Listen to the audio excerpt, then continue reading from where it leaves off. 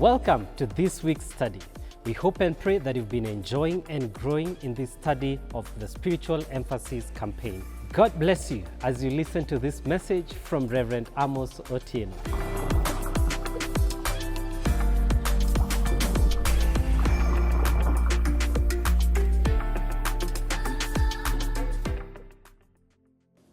You see in Scripture, in Matthew, our key passage, 14:28 to 29, we read, Peter answered Jesus, Lord, if it is you, command me to come to you on the water. And Jesus said, come. In essence, what we are seeing in that passage is Jesus Christ inviting Peter to the place where he himself was already, into a section, into a place, into an environment that he was already. So he's not inviting Peter into a place that is new, for him. And that is really what we see Jesus Christ emphasizing in John chapter 5 and verse 17. He says that my Father is working, and until now I am working. So when we see Jesus Christ inviting us to himself, he's not inviting us into what he's not doing. He's inviting us into a place of work.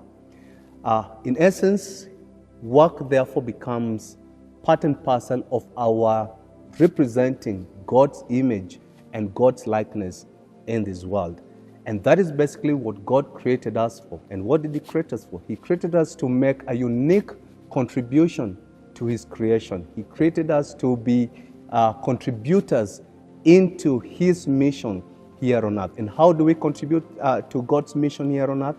Through him calling us to work. And so the question that we've got to ask and answer ourselves every other moment is, what is this unique contribution that God has given me towards his creation, towards this work? Could it be what you're currently doing? Could it be what you've not discovered? Could it be what you're struggling to find out that is what God is calling you to be part of? So work becomes that central place where you realize that you're partnering with God in what he is doing in this world for his creation and ultimately for his glory. So you see, when we're talking about God's call and God's mission, it is usually not always dramatic that something happens and you think, oh man, God has called me. But sometimes God calls us with some silent naggings within our hearts and within our lives. And so it calls us to a place where we begin asking ourselves questions. For example, why do I do the things that I am doing? Why do I enjoy one thing and not the other? Why do I find fulfillment in doing A and not B? And sometimes you realize that you actually enjoy doing the things that you're actually not even being paid for. And so once you begin asking yourself such kind of questions, you realize that what you're inviting yourself into is a moment of listening to yourself. You're listening to the promptings inside you. Why am I doing this? And you begin listening to that. And the more you do that, the more you ask those questions, and the more you listen to that, then you begin to realize and even discover the path that God could be calling you into. Without asking yourself such questions, then sometimes it becomes so difficult to figure out exactly what God has called you or what path God is calling you into. So listening to yourself is important, and it comes by asking yourself these very salient questions of, who am I? Why do I do the things that I'm doing? Why do I like this thing? Why am I passionate about this or not the other thing? One of the beautiful things that God has done is that he has always brought us into a community of believers. And a community of believers is there to help us understand and see clearly what God is calling us to do. Sometimes even as you ask yourself those questions, it may not automatically be clear.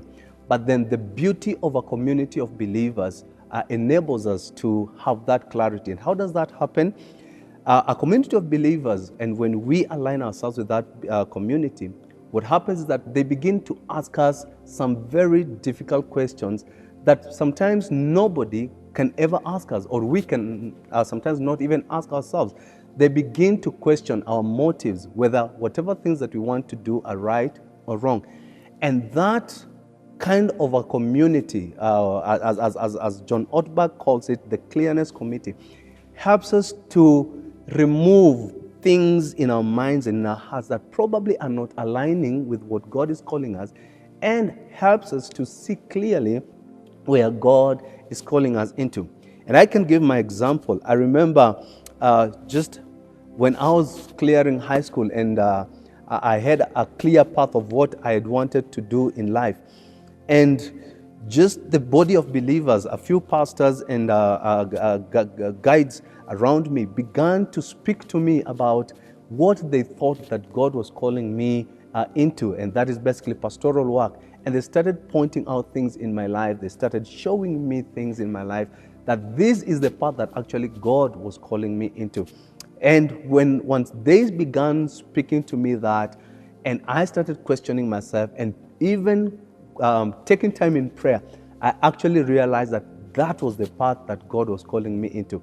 And it only happened because of that community of believers that was around me to help me see clearly the path that God was calling me into. So as you go out this week in your small groups, as you discuss, I want you to reflect on the talents, the gifts that God has given you, that maybe at the moment you have not put them into action. You are not fully utilizing them. Could you just do that? And as you do that, I would also invite you to identify one area of passion that you'd want to pursue. Maybe it's something that you've never pursued, but you know you're passionate about it. Just identify it and make a commitment together with your group that this is what you're going to do together. And why don't you pray with one another concerning those talents and those passions as you step out of the water and as you begin to discern the call that God has given you. God bless you.